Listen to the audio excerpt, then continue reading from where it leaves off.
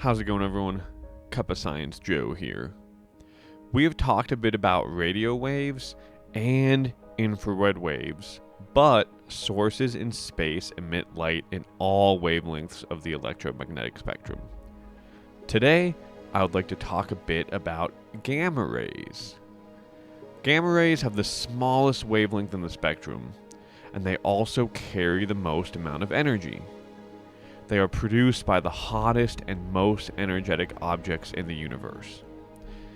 Some of these include neutron stars, pulsars, supernova explosions, and regions around black holes. Here on Earth, gamma rays can be generated as well.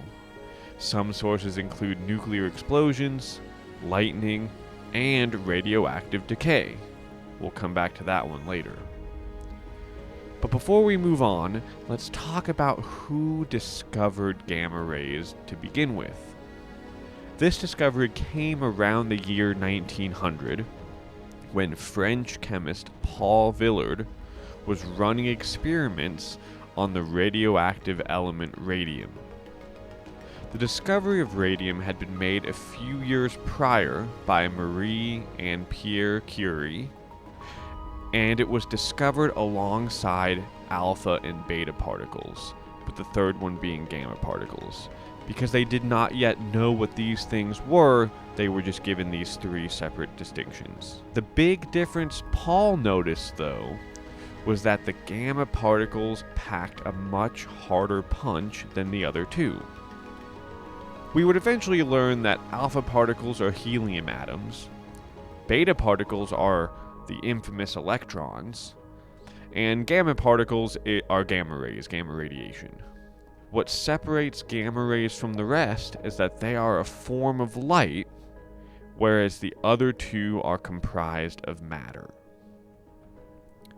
However, it would not be for another 60 or so years, once we reached the 1960s, before we had the ability to take advantage of gamma rays for astronomy.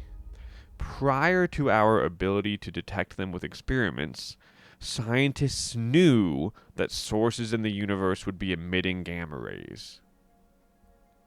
In fact, earlier in this video, we went over a few of those sources. To add in a new one, they can also come about when cosmic rays interact with interstellar gas. The major hurdle for us here on Earth, though, is that our atmosphere absorbs most incoming gamma rays. So before we could really make use of them for discoveries in astronomy, we first had to get our detectors up above the atmosphere. May that be with simpler balloons or more complex spacecraft. In 1961, the Explorer 11 spacecraft made an attempt at this, but it picked up fewer than 100 gamma rays, so we didn't get a whole lot of data there. And in 1967, the OSO-3 satellite detected the first significant gamma ray emission. But it would not be until about the 1970s and 80s that gamma ray astronomy would take great leaps through the SAS-2 and COSB satellites. To this day, we improve our technology and make use of gamma rays more and more to study our universe. Let's touch a little bit on detecting them and some problems that come with that. Because gamma ray wavelengths are so short, they are more difficult to capture. Unlike optical light or even X-rays, gamma rays cannot be captured and reflected by mirrors. Their wavelengths are so short that they can pass through the space within the atoms of the detector. So how then can we detect these waves? And the answer to this, at least in modern times, lies in a process called Compton scattering. A detector of this nature will usually contain densely packed crystal blocks.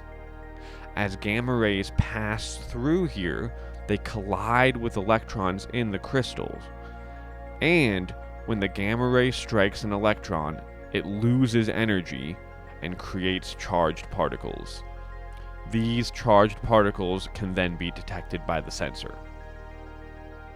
With that in mind, let's touch on a source, or a different source anyway, called gamma ray bursts. The fun thing about these is they are the most energetic and luminous electromagnetic events in the universe since the Big Bang itself. Get this one. They are capable of releasing more energy in 10 seconds than our sun will emit in its entire 10 billion year expected lifetime. So more energy in 10 seconds than our sun can put out in 10 billion years.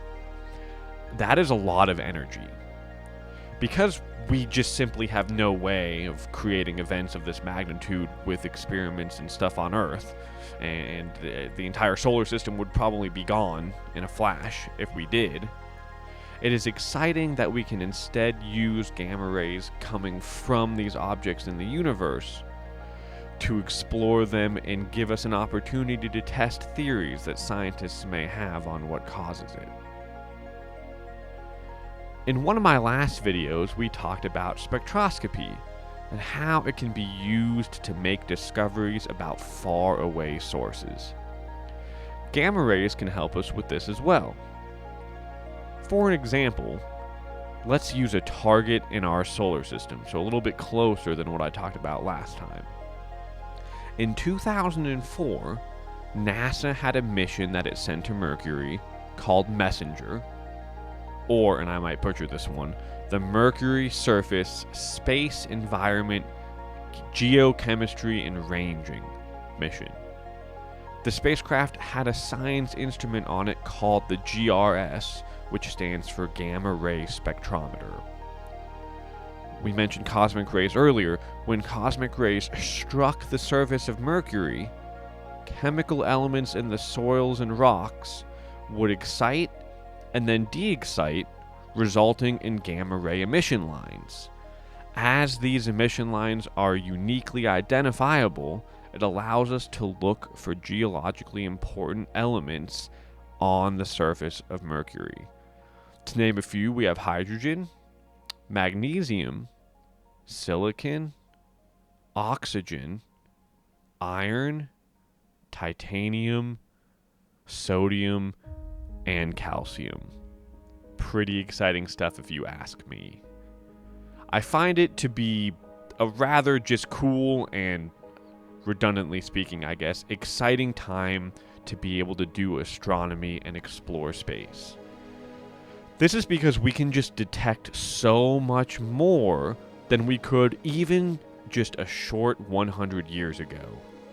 Gamma rays are just one of many sources of energy that we can detect and study to learn more about our universe. I hope you've learned something, and I implore you to step outside tonight and look towards the stars.